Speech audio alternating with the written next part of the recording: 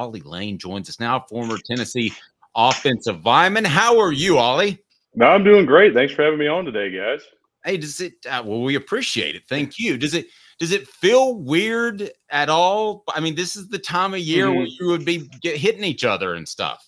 Yeah, no, I mean, it's definitely different. You know, I went to the game last weekend. It was definitely surreal not being able to run through the tee again or anything like that. But it's definitely something that I can get used to. I guess, you know, I enjoy kind of sitting back. My body feels a lot better than it did last year. So, I mean, it's some positives from it, but. Yeah, I bet so. And I'll tell you what, the thing that blew me away really about, I'm gonna get your thoughts on the Chattanooga game before we look back to the North Carolina State game, is just really how crisp everything was. You really have to nitpick to find a mistake. What did you think about the Chattanooga game? I mean, I thought we went out there and did everything that we were supposed to do. I think, you know, it gave fans that first realization, all right, this is now the introduction to your brand new quarterback. This is who's going to run everything for you.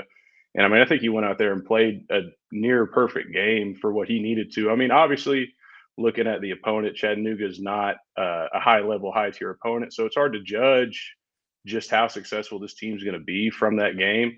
But I mean, those are the kind of performances that you need to put against those teams. You know, obviously last year we had the issue playing Austin Peay, didn't produce what we were supposed to in that game. So, I mean, they went into this game and did everything they needed to and gave them a good start on what could be a really good season. I want to get to anything, Caleb, you want to add before we get to 4 downs with one of Ollie's old buddies? No, let's go ahead and dive into 4 downs. Okay, so I think you'll get a kick out of this because you may recognize the name that's going to set us up for 4 downs. Hit the like and subscribe button if you love Ollie being on the program. Don't forget to hit that bell, turn the notifications on. We appreciate you. 4 downs is now on Off the Hook Sports. 4 downs. 4 questions. 4 answers. The Dave Hooker Show. 4 downs. A presentation of offthehooksports.com. 4 downs today brought to you by our friend Medicare Misty. I'll tell you more about her, registered in over 48 states, and her advice when it comes to Medicare is absolutely free. So tell me if you can see or if you can hear who's setting up this segment. What should people do that like the program? Cooper Mays here. Hit like and subscribe.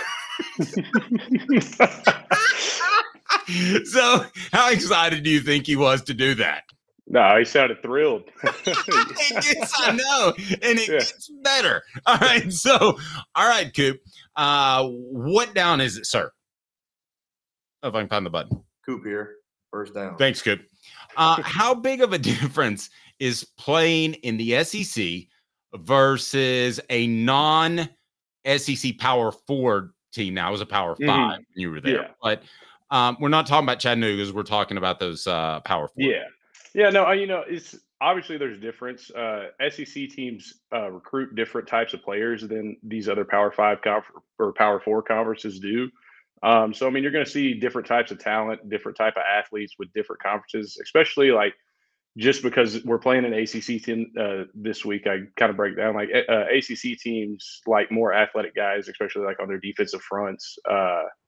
And compared to like SEC teams, like we want size, hefty, you want to make bigger people. But, you know, a bunch of different conferences focus more on skill levels of just being pure athletes versus when you look at like when you're recruiting offense and defensive linemen in the SEC, you're looking at getting, I want a big run stopper. I want someone that's going to be able to put some weight on somebody. But that's not always the big emphasis for the other conferences. They think they can get away, which is being they're going to beat you with more speed than they would size. And I mean, going in as an SEC team playing these other conferences, you take that into note. Like, all right, we may be able to overpower them, but they might be faster than us. We're going to have to do some different things to make sure that we're setting right, getting protections and everything right. Because, you know, there's a lot of guys in different conferences that are specialized in, especially like pass rushing. So it's important to make sure communication's there all around for everybody to get on page with, all right, this is their big athletic guy. We got to make sure that we're handling him correctly, not putting someone in a bad situation of dealing with that one-on-one. All right, Caleb, you can take this one. Coop, what down is it? Cooper Mays here. Second down. Just, I mean, it's like he's bubbling with enthusiasm. So, Ollie, it's funny. You talked about the speed versus, the size and things like that with the SEC versus other conferences. Dave Doran has notoriously focused on building NC State through the trenches more than a lot of other schools in the ACC would. So with that in mind, from what you've looked at, what type of threats does NC State's defensive front propose? What do you pose? Mm-hmm. What do you think of them? What do you think of them? From what I've seen, they're going to bring a lot of different stuff, different looks. They run predominantly a 3-down front. They've got a pretty hefty, I think on the depth chart, he's listed about 315 at nose. So, I mean, it's going to be good size, especially there's going to be a lot of one-on-one situations when you face teams that run that three-down front where they're trying to signal Cooper, trying to single him a single matchup with that nose and then put pressure on our tackles on the edges with some athletic speed guys. They've got two pretty light DNs. I think they're around the 270, 280 mark. So, I mean, they're going to be a little bit faster. They'll still have some strength and some juice behind them. However, most of their stuff's going to come from like doing different rip moves, swim moves, all that kind of stuff. It's not going to be just your straight up, I'm going to bull you and take you to the quarterback. No, they're going to try to get around you in some form or fashion. A lot of the times from this defense, you're not going to see them just, I'm going to try to run straight through your offensive line. That's not what they want to do. They know that's not going to be successful against the size of our offensive line and the strength that we have. So, I mean, I think what you're going to end up seeing is a lot of trying to get mismatches in one-on-one situations for their defensive linemen. And then hopefully if they garner enough respect for double teams, it'll be some opportunities for them to free up some linebackers on some different blitz looks. Interesting. Nobody called me one of the lighter dudes when I was 2'8". I was just a fat dude. All right, Coop, what down are we on? Tennessee center Cooper Mays here. Third down. Thank you, Coop. Keep bringing it. So my question is this. Would you be surprised if this was a close game? Odds makers have it, Bob, around 9. I know you're not aware of gambling and never have been. But I'm just curious, would you be surprised if this was a close game? I wouldn't be surprised. Obviously, it's not a home game for us. We've had struggles different times we played ACC teams, obviously going back to the last previous 2 years matchups with Pitt. Those were always close games with them. So, I mean, I wouldn't be surprised if they make it a close game. I think NC State's going to come into this one having something to prove. Obviously, they won their game against Western Carolina, but it didn't look good. And so I think they have that chip on their shoulder, like we got to prove that we belong in the top 25. But then on the same note, Tennessee's got all of last season to make up for and to prove that they are back to where we were in 22. So, I think Tennessee's got the makings to be able to go in and handle this opponent as they should and make it not a close game. But I think NC State's also got that edge and that that they're going to give them everything that they can to win the game. All right, Caleb, setting up for you. All SEC center Cooper Mays here. Fourth down. It's possession down. Don't screw this up, Caleb. All right, I'm not going to screw this up at all. Ollie, you had your mic muted earlier, but anyway. Yeah, some minimal mistakes, Ollie. That was a 5-yard penalty. That was a false start on my end. Either mic. Keep it simple. What are your predictions, and what is your prediction for the game, and what are the keys?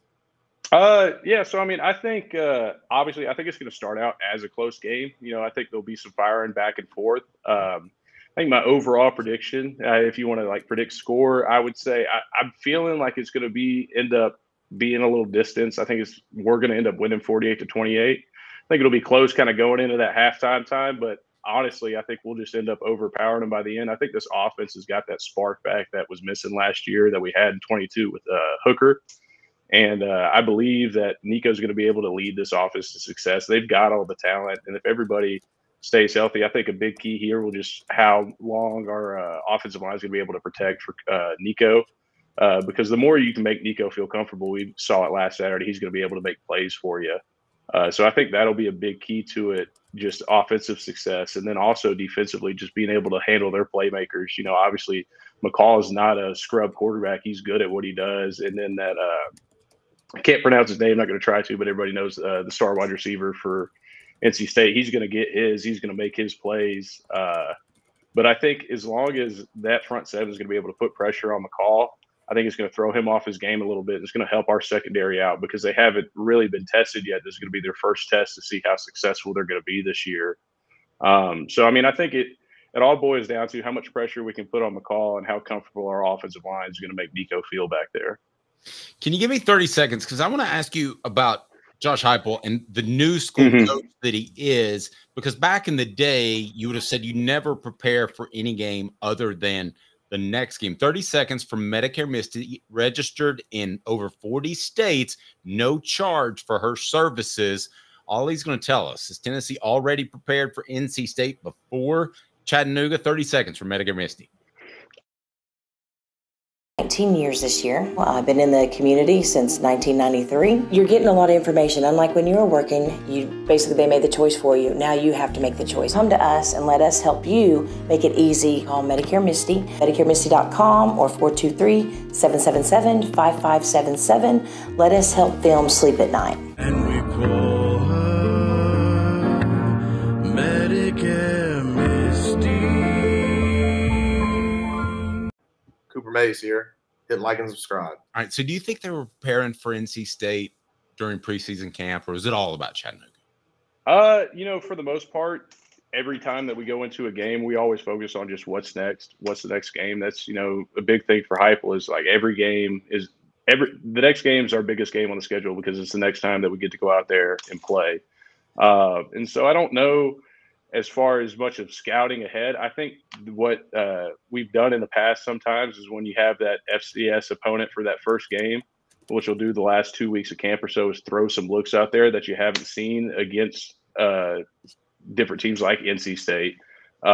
Because that's the kind of time where, like, yes, you're about to get into your big dive into your first opponent, but you got some time because all the opponents have already been scouted for the season. So you've got some time to see, all right, here's some clips that we pulled from this defense that we might want to take a look at before we get into it, or vice versa for the defense to get some looks at what their offense might do that they haven't seen yet.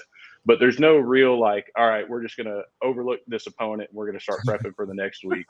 I think don't want to call back to it, but I think it was 2019. We did that as a team against Georgia State, and then we saw half a loss to Georgia State, focusing on Florida too much. And so I think a lot of programs talk about how important it is to stay locked in on what game you got next.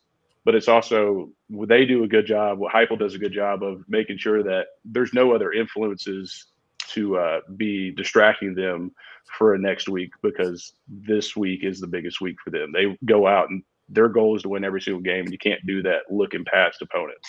So going back to what you said, you think preparation for Florida was distracting for the Georgia State game? Yes. Yeah. No, I mean, because at that point in time, you weren't thinking, Georgia State had only been a football team for not too long. So, you weren't considering them to be, I guess, a real threat to us going into it. And, obviously Florida's that first big SEC game where it was back then. And so, I think that coaching staff took a little bit too much of a focus. Like, obviously we're still focused getting prep for Georgia State, but they took too much time out of that week to look on to Florida before securing what we actually needed to do to go secure a game against Georgia State that we should have won. Oh, that's good stuff. Ollie, certainly appreciated a VFL, and thank you very much for the time. Hopefully we can do it again. Have a blessed weekend and a great day.